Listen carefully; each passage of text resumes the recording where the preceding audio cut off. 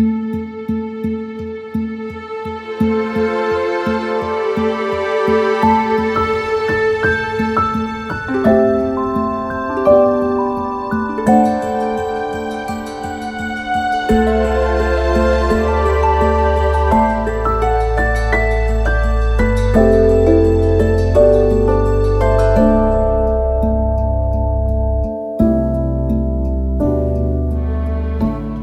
morning and welcome to another episode of Next Level Golf. So today we're going to mix things up a little bit and I'm going to teach you how to analyze a chip shot. So analyzing a tee shot and an approach shot, you have your misses, you have your areas to hit it.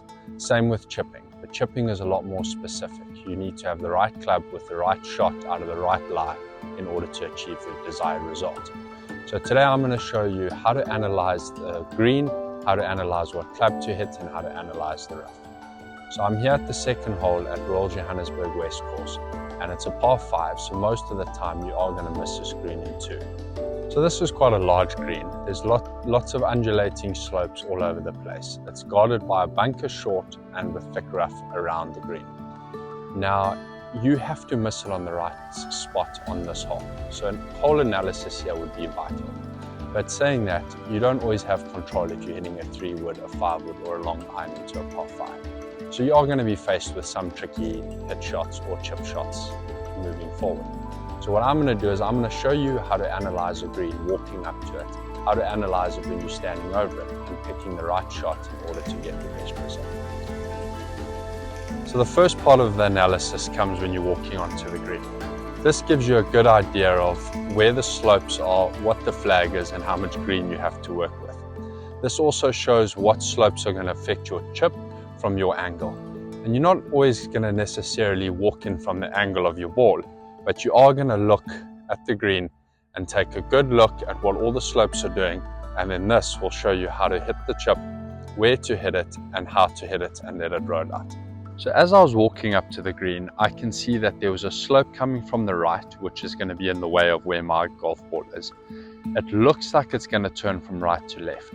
So what I do now is I stand behind the golf ball. This gives me a good idea of what the green is going to be doing before the slope, and then what I will do is I will take a walk up to the green, see what it's going to do after the slope, and then from there I can match everything.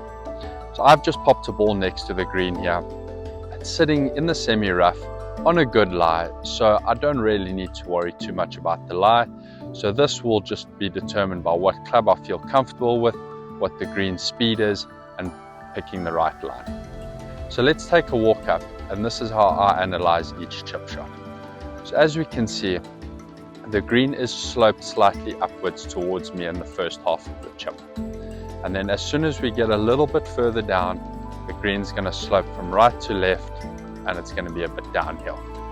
So as I walk to the green, I stand on top of the slope here, and this will give me a good idea of my line going down towards the hole.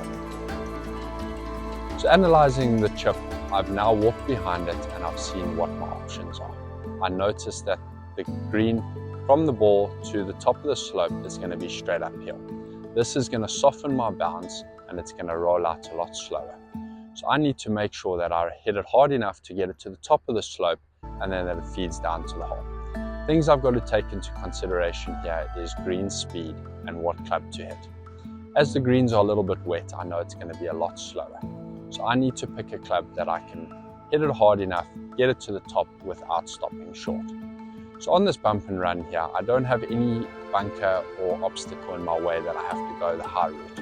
So what I'm going to do is I'm going to hit the low bump and run, and I'm going to use a gap wedge, or you can use a sandwich depending how you feel with each club. So let's go, let's hit the chip and see what we can do. So now that I've looked at the chip shot, I can see where my line is, which is about 6 foot on the right, and I can visualize my landing area. You need to pick the right spot to land. So often an analogy that I use is quite simple. If you were going to throw a ball to the hole, you've got to pick a line that you're going to throw it on, and you've got to pick a spot where you're going to land it, and you've got to throw it at the right trajectory in order for it to get there. Now, chip shot is very similar to that. So what we're going to do is I'm going to have a look at it, I'm going to pick my shot, and I'm going to execute it.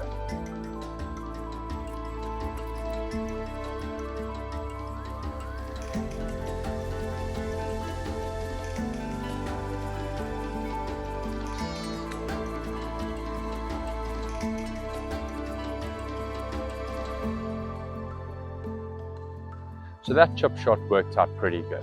It's about 2 feet past the hole. The analysis was spot on and the club selection was good.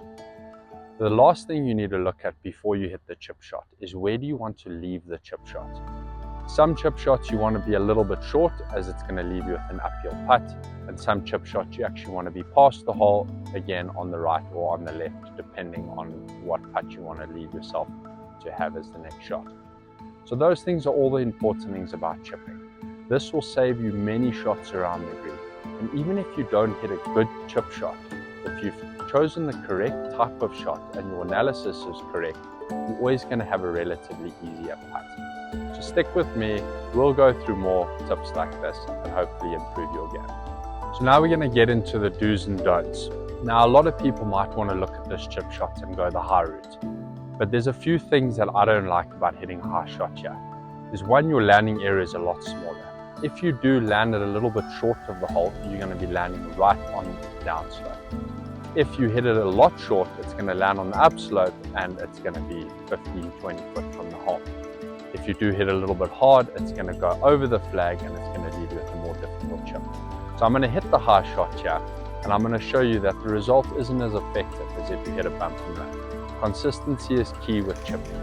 You want to try and stick with one technique as often as possible and master that technique. So let's hit the high shot and see what we can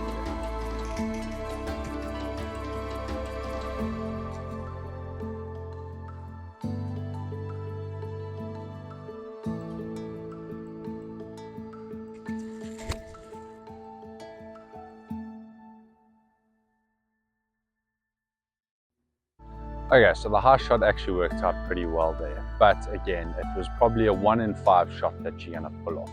For the more experienced golfers and the guys who have got a very good technique with chipping and a very good feel, they might opt to use this just because it might be more comfortable to them. But if you want to get better at chipping, you need to stick to the basics and you need to master what you've got in the bag.